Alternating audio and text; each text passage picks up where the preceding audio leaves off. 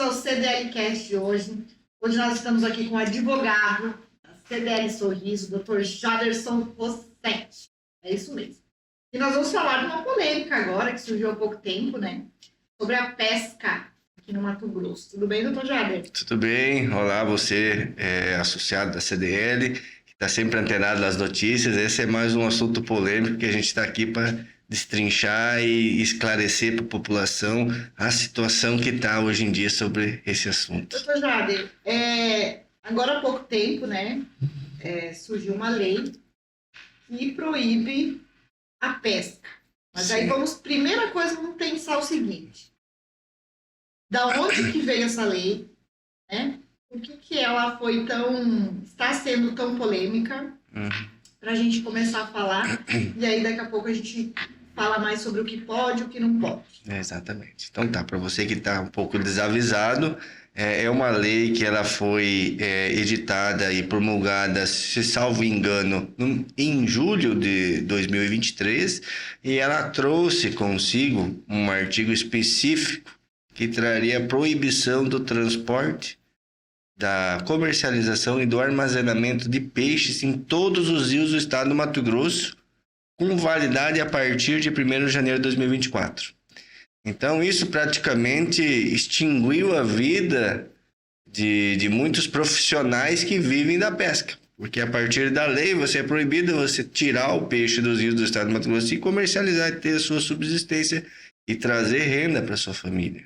E com isso também acendeu um alerta para quem faz a pesca por diversão. São os pés que pagam. Exatamente. Daí na verdade, acendeu uma luz vermelha para todos os estabelecimentos comerciais, inclusive aqueles que trabalham com iscas vivas e tudo mais, que teve uma queda muito brusca, assim, da sua rentabilidade, do seu faturamento, que as pessoas ficaram assustadas, não posso mais pescar, não posso mais pescar. E isso trouxe consequências econômicas para todo o setor, não só para a pessoa que sobrevive da pesca, mas também para aquele que vende os insumos, vende as iscas, as varas e tudo mais, barcos. Então é um grande setor assim, que foi afetado por essa notícia que veio através de uma lei. O objetivo da lei, segundo o que os nossos parlamentares estaduais justificam, é que precisa ter um período de folga para restabelecer a criação dos peixes, para eles se procriarem, se reproduzirem e para voltar ao volume, ao nível de espécies que tinha nos rios. Só que essa lei está sendo muito criticada porque, apesar de ter um estudo por trás disso, nós temos mais de 10 legislação federal que já trata do tema. E um dos grandes pontos que eles combatem isso é que não é o pescador que está ocasionando essa baixa, né, nas espécies nativas dos rios, mas sim as usinas hidrelétricas que são instaladas. Esses empreendimentos são os que causam mais mortandade de peixes, porque eles... naturalmente, quando eles vão fazer um estudo e tudo mais para implantar a hidrelétrica, eles alagam, né? Antes do rio fazem uma barreira, alagam tudo e aquilo lá mata todos os peixes não conseguem mais cruzar os rios para se reproduzir, como que é comum que acontece na Piracema, e você praticamente cria uma barreira física do rio e que não pode mais passar de um lado para o outro. E esse é o impacto que os pescadores justificam, fazendo não é comigo esse problema, o problema é com as grandes empresas, tá? Esse que na verdade é o problema. Tanto é que essa lei está sendo questionada por diversas entidades. Diversos partidos políticos já entraram com ações no STF questionando porque o Estado extrapolou a sua competência, ele não deveria legislar sobre tudo isso que ele falou. Porque assim, ele afetou uma profissão que é o do pescador profissional. Apesar de que a lei fala que eles vão dar um salário mínimo durante 3 anos, mas a proibição é por 5. Então, a partir de janeiro agora de 2024, nós temos 5 anos de proibição de transportar, armazenar e comercializar peixes que são provenientes dos rios do Mato Grosso. Então, esse que é o grande problema que trouxe hoje. Tá? E muitas empresas ficaram com receio. Agora eu não posso mais nem ter isca no meu estabelecimento, porque como é que a pessoa vai pescar e tudo mais. Então a gente vem esclarecer que é o seguinte, não é que está proibida a pesca. A pesca amadora, que é que você vai lá, pesca e traz para sua casa, determinadas espécies estão proibidas. É lógico que tem períodos do defeso, na Piracema, que você não pode trazer nenhum tipo de espécie. Sim. Então, o que aconteceu? Como o governo viu um burburinho muito grande por trás das cortinas e que as entidades iam derrubar essa lei, ele flexibilizou. Então, eles estão negociando ainda, estão em fase de negociação, não está nada concluído, mas ele já editou um decreto flexibilizando um pouquinho essa lei. Algumas espécies. Isso, então assim, algumas espécies, eles colocaram lá 12 espécies, você não pode realmente comercializar, armazenar e nem transportar. Eu posso te dar alguns exemplos, matrinchã, pirarucu, caixara, tucunaré, dourado, piraíba. Todos esses estão no decreto 677 de 2024. Então, essas você não pode transportar. Os outros, você pode. Então, assim, a pesca amadora, que é a pessoa que vai lá para um lazer, vai pescar e tudo mais, ela pode trazer consigo as espécies, desde que esteja dentro das cotas de cada espécie. Então, existem resoluções e tudo mais que falam que você tem que ter um tamanho mínimo, um peso mínimo e tudo mais para cada espécie, e você pode transportar. Aí esse decreto trouxe essa flexibilização que você pode trazer pelo menos um exemplar consigo, que não sejam dessas espécies nativas protegidas, né? Você pode trazer que você não terá problema. Tá? Ou até 2 quilos do peixe, dependendo do tamanho. Doutor, e como que funciona a questão, a gente estava falando de hidrelétricas e tal, né?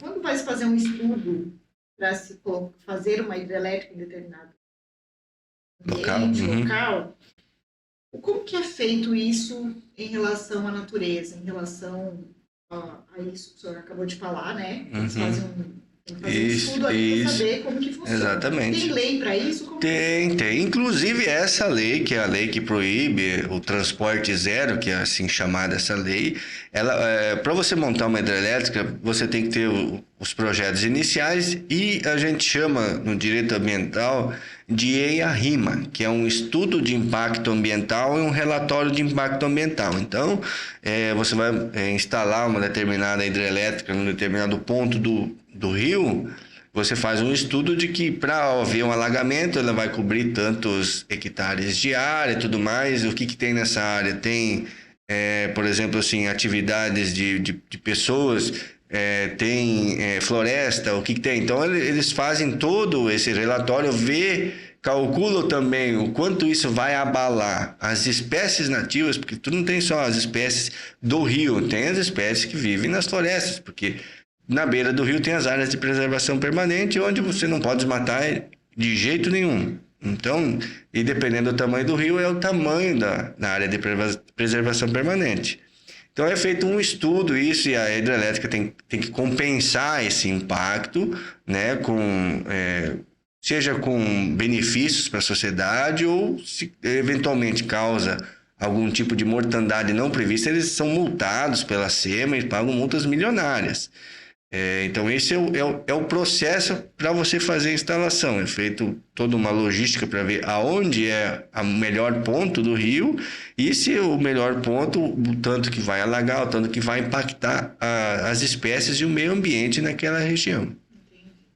Doutor, e o que a gente pode esperar, então, daqui para frente? Assim? Principalmente os associados que trabalham com itens relacionados à pesca.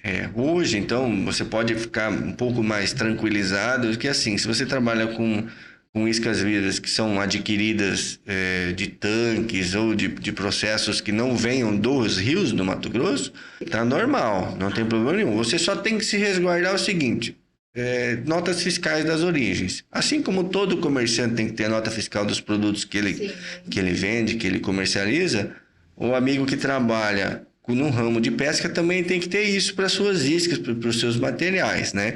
Então, se você for pego numa fiscalização e não tiver, por exemplo, a nota fiscal, aí as multas são pesadíssimas, né? Você tem multas aí que variam de 5 mil a 200 mil reais, mas determinado valor por número de espécies que são encontradas no seu estabelecimento. Só que e para você ter essas iscas, lógico, você tem que ter origem. E a origem quem vai te dar vai ser a pessoa que trabalha em cima disso, né? Que vende isso, que reproduz nos tanques apropriados e tudo mais. Então, você pode continuar tendo suas iscas vivas no seu estabelecimento e tudo mais. E os clientes desavisados, tá proibida a pesca. Não está proibido. Está proibido você trazer o peixe e você comercializar. Você na beira do rio, você pescando, você pode se alimentar, você pode comer o peixe sem problema nenhum. Você só não pode trazer ele embora e comercializar. Aí depois do decreto, que veio esse decreto 677, agora você pode trazer pelo menos um exemplar, desde que não seja proibido, né? Doutor Jader, esse que foi colocado agora a partir de 1º de janeiro? Ou não? Não, essa lei é uma lei de 2023, que ela colocou que a partir de janeiro não pode, zero. Aí agora em fevereiro houve... Fevereiro isso, teve a outra. Isso, aí em fevereiro teve um decreto regulamentando isso. Por quê? A legislação, quando ela foi editada, ela disse assim que existe um conselho de pesca estadual chamado CPESCA, que ele falou assim, o CPESCA vai regulamentar essa lei. Só que para regulamentar você precisa de estudos e tudo mais, e não avançou. Então o governador, nas pressas, ele veio e editou esse decreto, dando uma flexibilizada até que esse Conselho da Pesca traga uma outra normativa. É esse conselho que define as espécies, os tamanhos, as quantidades que você pode trazer e tudo mais de cada espécie. Todo pescador profissional tem que estar ciente disso, né? Porque ele tem um registro que ele faz nesse conselho. Doutor Jader, lembrando que a gente está aqui na CDL Sorriso, qualquer coisa, qualquer novidade, a gente volta a informar. Exatamente. Nós esperamos que, pelas notícias que estão sendo veiculadas na mídia, que haverá mais novidades, tá? Porque o governador ele se sentiu acuado, né, com essa legislação, por mais que ela veio da Assembleia Legislativa, mas ele aprovou, né? O intuito dele é preservar as espécies e tudo mais. É lógico que a gente entende isso, mas também tem que ver os pontos negativos, os reflexos que essa medida tão drástica traz. Então, como estão sendo julgadas 2 EDIs, que são ações diretas de inconstitucionalidade no Supremo sobre essa lei, e tem muitas entidades dizendo que ela é inconstitucional, que ela não vai valer, eles viram que eles deram um passo maior que a perna. Então, naturalmente, ou você pega e aguarda o Supremo eliminar a lei de uma vez, ou você traz concessões cada vez mais para tentar negociar e flexibilizar isso. Então, a gente já teve uma primeira, que foi esse decreto, que veio em fevereiro, e a gente aguarda que venham outras. É como fala, né, doutor Jader? É o ônus e o bônus. Exatamente. Em tudo na vida a gente tem que priorizar o ônus e o bônus. Exatamente. Então, olha só, nós vamos ficando por aqui, mas qualquer novidade a gente volta a conversar, né, doutor Jader? Exatamente. Qualquer dúvida, estou à disposição aqui na CDL, só associado nos procurar, que a gente tem o maior prazer de esclarecer todas as dúvidas que vocês tiverem. É isso aí, a gente volta no próximo podcast.